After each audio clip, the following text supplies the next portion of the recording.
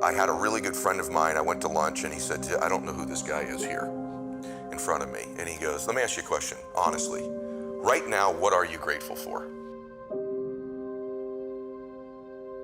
And at the lunch, I said, jack shit.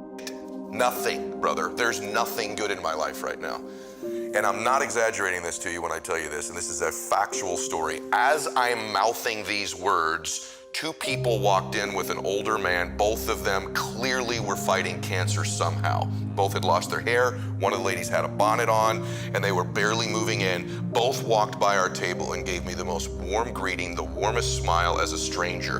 And he goes, that's pretty freaking pathetic. You can't find anything in your life to be grateful for right now. And on the drive home, I'm not kidding you, I started to stack gratitude. I started to take inventory, because if you can find things to be grateful for in that space, man, is your life going to be rich when there really are external things to be grateful for. So my first mechanism out of that space was honestly to stack the things I was grateful for, and I started reinforcing it over and over and over again. And what happens is there's this reticular activating system in our brains. And all of a sudden, because that's the messaging I was giving myself, all of a sudden, all these things start to come into my awareness that I'm grateful for. I start to magnetize to myself some people that I needed to find into my life, and that was the next layer. I started to see things to be grateful for. My health, my fitness, people who loved me. And what it did is it changed my state. When I stacked gratitude, I changed what I did in the morning, and I changed what I did in the evening. And so somehow by grabbing control of my morning and by grabbing control of my evening, I got some measure of control over the middle of my day. I was an out of control person back in those days, meaning this. I woke up worried, stressed, fearful, and I immediately start thinking about a bill I had to pay, something that was wrong. And I'm in a state of reaction to begin I'm talking within 6 minutes of waking up, 6 seconds. Most people listening to this, that's what they do. I said, I got to grab control of my morning, and I set up routines in my morning.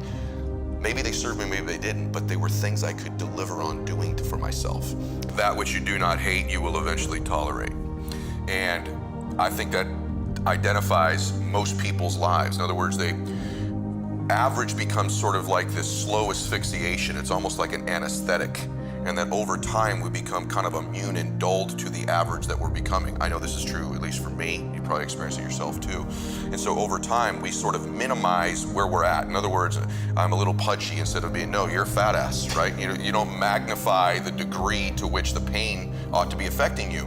And so really what he means in that is, listen, you're gonna get out of your life what you'll accept. That's really difficult for people, I think, to understand is, look, what you think you're worth and what you're gonna tolerate is absolutely what you're gonna bring into your life and what the outward part of your life is gonna look like. And so I live by that. Like, I let myself sort of feel the pain and the difficulty of being not where I wanna be in whatever that area is, whether it's my spirituality, my relationships, my money.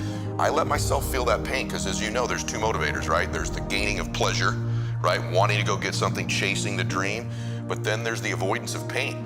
And for a lot of champions, that's a pretty big driving force for them. And so at least for me, I leverage both of those things on me to get myself to take action. There's this thing people think that, like, I'll be happy when? Once I get like this big, amazing home, or once I get this car, or once I get this relationship or an amount of money, then I'll allow myself some happiness. The problem is the finish line always moves. You never arrive there, right? The other part is people think, well, if I enjoy myself now, I'm gonna lose my drive. In other words, if I can just wire myself with enough pain all the time, I won't lose my drive or ambition. The truth is there's no correlation between the two at all. There's no relationship between you feeling complete pain all the time and losing drive. And so I talk about living in a state of blissful dissatisfaction. And the more we can begin to reward ourselves with bliss, we're not gonna lose our dissatisfaction. We're not gonna lose that. And so for me, our brains, this dopamine hit you get when you do something successful, if you constantly cheat yourself out of that hit, biomechanically in your body, less and less in the future will you want to achieve the next level, the next dream, the next step. And that's why so many people stall out in life. They got to a certain point and they cheated themselves out of the bliss, out of the celebration. It's important that we celebrate our wins. We celebrate our lives because it causes us to want the next bite. It keeps us hungrier, not the reverse. And so for me, I want to live in a state of being grateful and blissful now, not waiting for some future place or date that may never arise. Self-confidence is really self-trust. So the first thing is, the people I know that are really happy are very self-aware.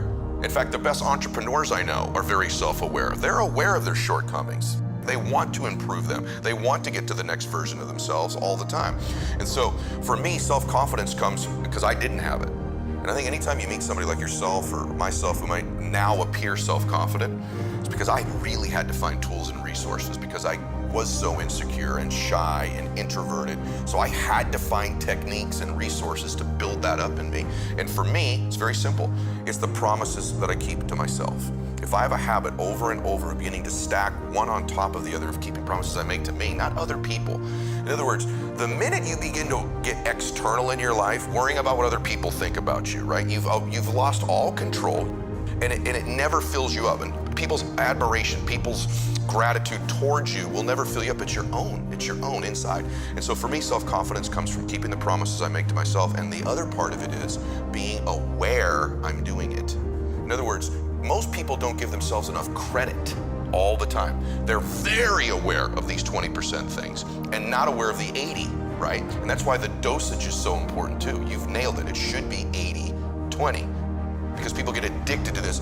I'm not good at this. People don't like this about me. I don't feel good. Instead of focusing on the 80 and stacking it up. Wow, I did eat what I said I was going to today. I did get up when I said I was going to. I made the amount of phone calls. I treated people in such a way I promised myself. It's not just doing those things. It's rewarding it. It's being aware of it and stacking that up. When I work with athletes, the successful athletes I work with, when they're in a slump, it's never that they can't hit a ball anymore or make a shot or swing a golf club. They've lost their self-confidence. Somewhere along the way, they've lost the ability to focus on the things they are great at and stacking those promises they make to themselves. And the way I get them to break their slump is not correcting their swing or getting them positive. It's getting them to acknowledge the small promises, showing up to batting practice early, hitting that extra bucket of balls, beginning to reward themselves for the extra promises they keep to themselves, puts them back in a state of self-confidence. All of a sudden, they're hitting the ball great again.